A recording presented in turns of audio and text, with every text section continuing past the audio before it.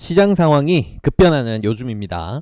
그러다 보니까 이게 좋은 종목이 보이더라도 이걸 리뷰로 잡아드리기가 참 쉽지가 않아서 요즘 자주 리뷰 종목을 올려드리지 못하고 있어요. 이게 우리 수달 패밀리 분들 혹시라도 리뷰 보시고 따라 하시다가 단 1, 2%라도 손해 보시는 게 저희는 너무 싫어서 시장 상황 맞춰서 리뷰 업로드 드리는 거니까요. 저희 수달의 이런 마음을 꼭 알아주시길 부탁드리겠습니다. 자, 오늘 오전장 미리 보기에서 외인 자금의 방향성이 바뀔 경우에는 우리의 매매 포지션도 바꿀 수 있다라는 점을 매우 강조드렸었는데요. 다행히도 오늘 장은 외국인 자금에서는 특이점이 전혀 발생하지 않는 와중에 기관이 지수 방어에 적극적으로 나서면서 좋은 흐름으로 장 마무리를 하였습니다. 그래서 일단은 한숨을 돌리긴 했어요. 근데 지수의 오름폭이 좀 철저히 코스피 200 종목들 위주이기도 했고요. 앞서에 비해서 좀 거래량이 그렇게 좀 좋지 않은 상황이다 보니까 재미를 본다는 게 좀 쉽지가 않은 장세인 거는 유지가 되고 있습니다. 그리고 이번 달 같은 경우에는 2020년 마지막 달이기도 하고요. 선물 옵션 동시 만기를 앞둔 시기이기 때문에 눈치 작전이 무자비하게 치열할 수밖에 없어요. 그래서 아마 당분간은 지난 한동안 동안 보여줬던 이런 멋진 상승 흐름보다는 조금 이렇게 지지부진하게 약보합이나 강보합 정도 흔들흔들하면서 눈치 작전이 계속 이제 이어질 거라고 생각을 해봐야 되는데, 이렇게 눈치 작전으로 인해서 지수가 이제 어느 정도 이제 박스권에서 놀게 될 때는 수급을 잘 받는 섹터가 어딘지 보고 그 섹터에서 재밌는 종목을 골라보는 이런 전략이 매우 중요합니다. 수급 섹터들은 지수가 약세만 아닌 경우에는 꽤나 잘 뻗어주는 게 특징이거든요. 그래서 준비한 오늘의 주인공 현대제철입니다. 그래서 지금부터는 현대제철에 대해서 재밌는 내용들 한번 짚어보도록 하겠습니다.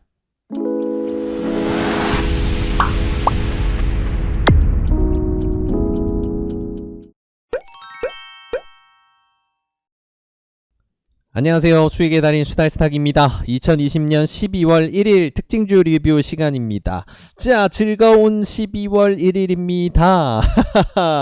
어우, 11월 30일은 종가가 너무 짜릿해서 살짝 많이 놀랬었는데, 그래서 오늘 오전에도 조금 오전장 미리 보기 통해서 염려해야 될 부분, 우리가 조심해야 될 부분 계속 짚어드렸죠. 근데 걱정했던 부분들은 어느 정도 잘 넘어갔고요. 그래서 이제는 뭐 어느 정도 몸은 살일지언정 좀 맛있어 보이는 종목들은 한번 공략에 나서 보게 됐습니다. 그래서 오늘 소개시켜드리게 된 게 바로 이 현대제철이라는 종목이고요.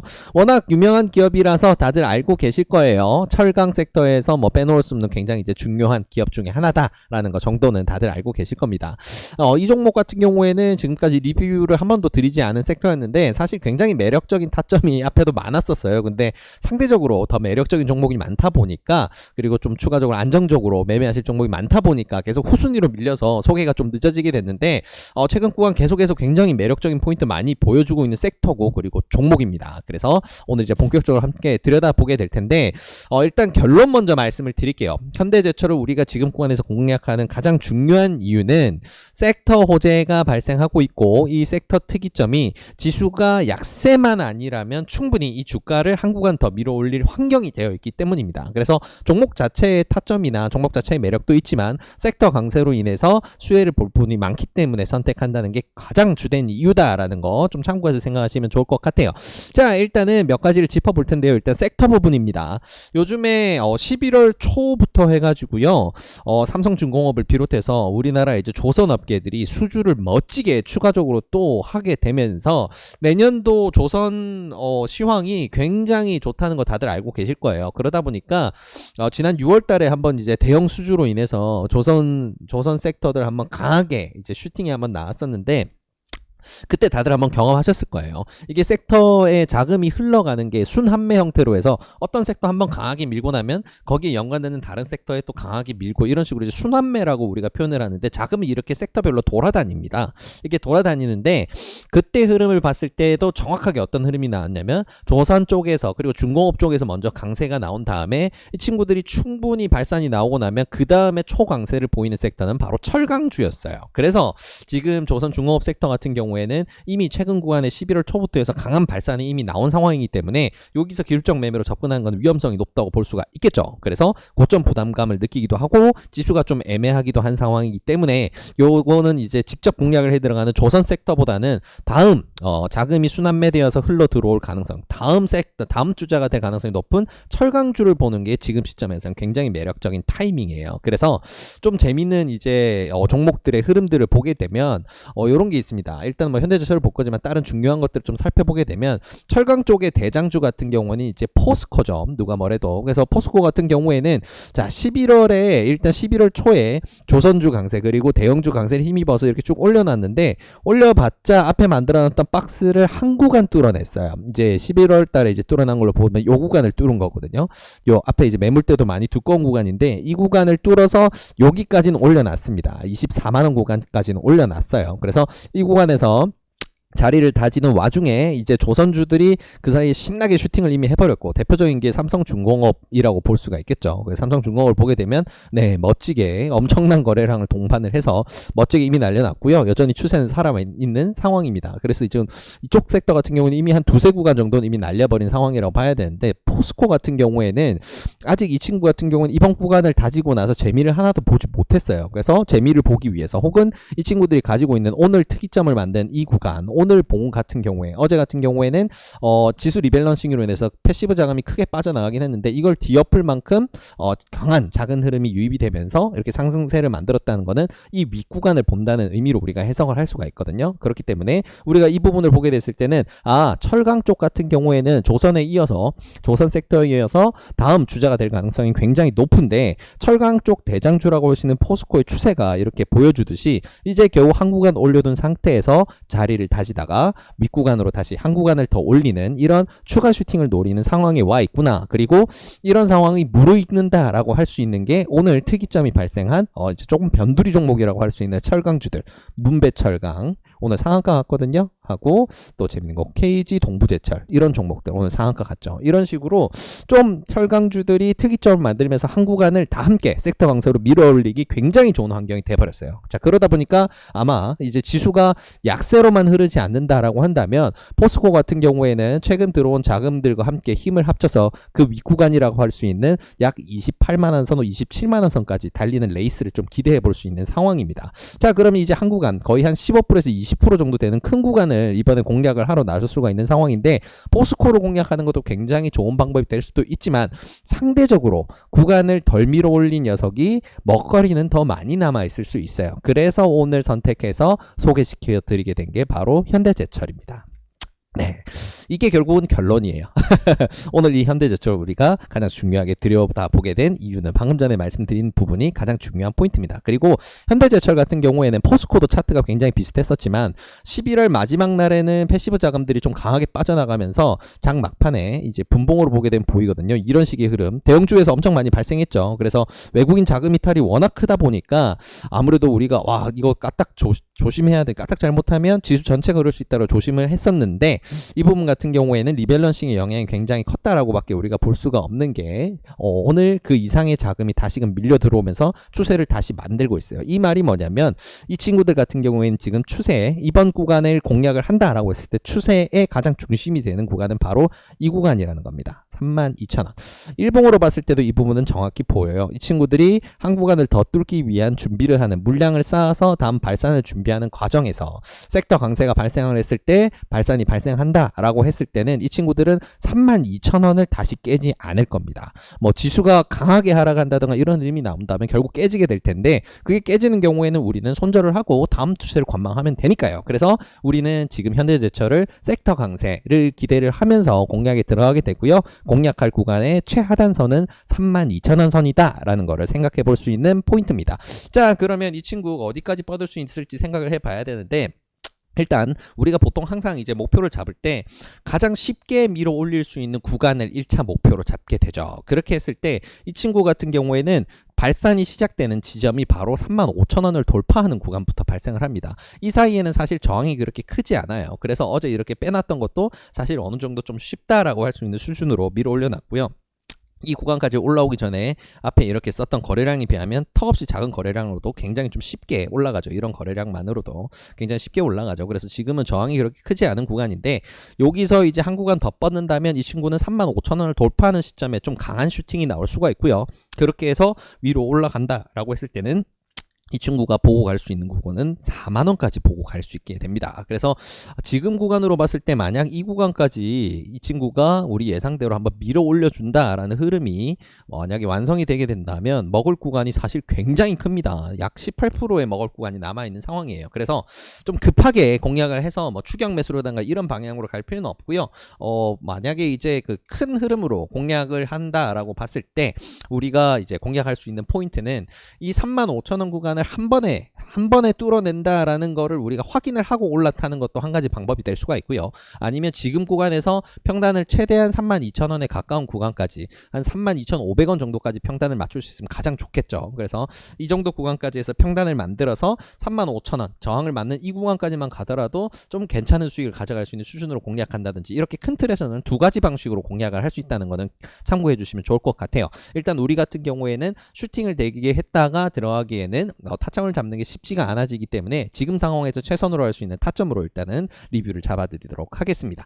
자, 그래서 현대제철 같은 경우에는 정리를 하자면 이렇게 볼 수가 있어요. 섹터 강세, 이제 철강 섹터가 특이점이 나올 수 있는 좋은 환경이고요. 지금은 한 번에 밀어 올리기 편한 자리에서 자리를 다지고 있는 상황, 그리고 자금 특이점도 충분히 섹터 전체에서 확인되는 상황. 그렇다면 이 친구들은 자금을 합심해서 외인 기관이 밀어 넣으면서 윗구간이라고 할 수 있는 대추세 구간까지 한번 밀어 올릴 수가 있다. 이 가능성을 보고 우리는 이번 구간에서 진입을 한다라고 정리를 해볼 수가 있을 것 같겠네요. 그래서 이 친구를 어떻게 공략하느냐? 공략 방법은 굉장히 심플합니다. 일단 손절성 같은 경우에는 좀 멀어요. 눈으로도 굉장히 멀어 보이죠. 퍼센트로 보게 되면 그렇게까지는 크지 않지만 좀 멉니다. 그래서 사실 오늘 만약에 그 해외장이 지수가 굉장히 좋다라고 한다면 이 친구는 갭상승 출발을 할 수밖에 없을 거예요. 그래서 그런 경우에는 어느 정도 이제 손실 감내를 할 수 있는 수준의 비중으로만 다뤄서 어느 정도는 조금 손절이 약 5% 정도 발생할 수 있다라는 걸 감안해 두고 좀 대응을 해야 될 것 같아요. 섹터 강세가 이렇게 강할 때는 아래 구간까지는 다시 안 밀어주고 갈 가능성이 굉장히 높거든요. 그래서 이거를 결국 시초가라든가 우리 매수 타점을 좋게 잡기 위해서는 결국 지수와 연동해서 봐야 됩니다. 그래서 결론적으로는 매수 타점은 두 가지 방향성으로 우리 나눠서 생각을 할게요. 첫 번째는 지수가 평범하거나 좋은 상황, 두 번째는 지수가 안 좋은 상황, 이렇게 두 가지로 나눠서 우리가 대응을 해보게 될 텐데요. 자, 첫 번째로 일단 지수가 평범하거나 지수가 좋은 상황에서 출발을 한다라고 한다면 우리의 매수 타점은 어떻게 되느냐? 이 친구 같은 경우에는 너무 밑에 구간까지 잡았을 때는 지수가 좋을 때는 우리가 매수 체결 자체가 안 될 수가 있어요. 그렇기 때문에 지수가 평범하거나 지수가 좋은 상황에서 출발한다라고 한다면 1차 매수는 바로 시초가, 오늘 종가 근처에서 바로 이 구간에서 매수를 진행을 하시는 거고요. 2차 매수 같은 경우에는 33,100원이라든가 33,000원에 가장 가까운 구간에서 매수를 하시는 겁니다. 그래서 이 정도까지로 매수 타점을 잡아서 대응을 하게 됐을 때 우리가 감내해야 될 손실 같은 경우에는 러프하게 약 한 4% 정도로 잡히게 되는 거고요. 자, 반대로 지수가 굉장히 안 좋다라고 했을 때 우리의 매수 타점은 어떻게 되느냐? 지수가 안 좋으면 이 친구 같은 경우는 밀려 내려와서 출발할 수밖에 없어요. 그랬을 때 첫 번째 강한 지지선이 되어주는 구간이 어디냐? 바로 33,000원 구간이죠. 이 구간인데요. 그래서 33,000원 구간에 가장 가까운 구간, 뭐 정확히는 표시해놨던 이 구간과 비슷하겠죠. 그래서 이 구간까지 밀려 내려왔을 때 1차 매수를 하는 거고요. 2차 매수 같은 경우에는 바로 여기서 32,600원에서 500원 구간에서 2차 매수를 하시는 겁니다. 그렇게 했을 때 우리의 평단 같은 경우에는 이 중앙 정도로 러프하게 챙겨봤을 때 우리의 손절선은 약 2.6% 정도로 대응할 수 있겠다라는 거 우리 생각해 볼 수 있겠죠. 자, 그래서 현대제철 같은 경우에는 지수가 좋을 때 혹은 평범할 때, 그리고 지수가 나쁠 때 우리의 내일장의 대응 매수 타점 같은 경우에는 달라지게 된다는 거 참고해서 대응하시면 좋을 것 같습니다. 자, 그래서 오늘 현대제철 어떤 포인트로 우리가 공략을 하고 어떤 목표로 어떤 구간을 공략할지까지 쭉 살펴봤는데요. 이 내용들 한번 딱 정리를 하고 마무리를 하도록 하겠습니다. 자, 일단은 현대제철 같은 경우에는 종목 자체가 가지고 있는 매력도 있지만 섹터 강세 부분이 강하게 점쳐지는 상황에서 추세가 굉장히 매력적으로 먹을 구간이 넓게 포진하고 있기 때문에 공략에 들어간다라는 게 가장 중요한 포인트고요. 이런 이제 관점으로 들어가게 된 굉장히 이제 중요한 포인트는 조선 섹터가 가장 큰 조선중공업 섹터에서 가장 큰 파동이 나오고 자금이 흘러 들어간 이후에 슈팅이 나오고 나면 그 다음에 자금 순환매가 흘러가는 방향성이 철강주를 가리키는 방향성이 굉장히 자주 나오는 패턴인데, 이 친구들 같은 경우에는 철강주 쪽으로 흐름을 만들 수 있는 그런 흐름들이 많이 보인다. 특이점을 보여주고 있는 KG 동부제철, 오늘 상한가를 기록한 KG 동부제철이나 문배철강이 보여주듯이 철강주들이 굉장히 큰 강세를 보일 수 있는 여건을 이 친구들이 특이점으로 보여주고 있다라는 거 굉장히 중요한 포인트고요. 대장주라고 할 수 있는 포스코 역시도 한 구간을 밀어 올리고 다음 구간을 보는 그런 추세로 만들고 있다. 이런 환경이 우리가 현대제철을 선택하는 데 굉장히 중요한 포인트가 되었다라고 보시면 될 것 같고요. 이 친구 같은 경우에는 가장 강력한 발산이 시작되는 구간은 35,000원을 뚫는 구간부터 시작이다 라고 생각하시면 됩니다. 그래서 평단을 가장 좋게 만들었을 때는 이 구간을 뚫어내느냐 마느냐의 싸움을 할 때 이미 맛있게 익절을 한번 하고 나머지를 지켜볼 수 있게 되니까 평단은 가장 좋은 방향으로 우리가 매수를 할 수 있어야 되는데, 이번에 공략하는 구간의 최하단선은 32,000원 선입니다. 그래서 32,000원 선을 손절선으로 잡아서 우리는 대응에 들어가는 거고요. 매수점을 잡는다고 했을 때는 우리는 지수 상황에 맞춰서 대응을 해야 됩니다. 그래서 지수가 평범하거나 혹은 좋은 상황에서 출발을 한다라고 한다면 우리는 2분할 매수 타점을 오늘 종가 기준 혹은 내일 이제 큰 차이가 나지 않는 상황에서 내일 이제 시초가에서 1차 매수를 하시는 거고요. 2차 매수는 33,000원에서 가장 가까운 구간에서 하시는 겁니다. 자, 이렇게 해서 우리가 매수가 됐을 때는 예상해야 되는 손절 구간은 약 마이너스 4.2% 정도가 우리 손절선까지 감당을 해야 되는 그런 이제 손절 라인이고요. 만약에 지수가 약세로 출발을 한다 내일, 그래서 현대제철 같은 경우에도 개파락을 하고 출발한다라고 했을 때는 우리의 매수 타점은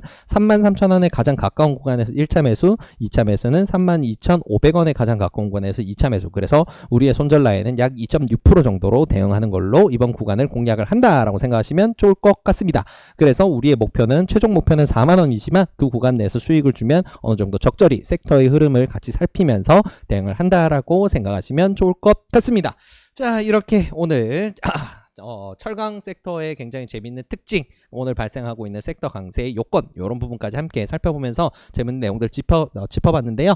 이 내용들 바탕으로 해서 현대제철 매매하시는데 좋은 결과 있으시길 진심으로 바라겠습니다. 이 영상이 도움이 되셨다면 구독과 좋아요를 통해서 저희 수달스탁을 응원해 주시기 바랍니다. 감사합니다.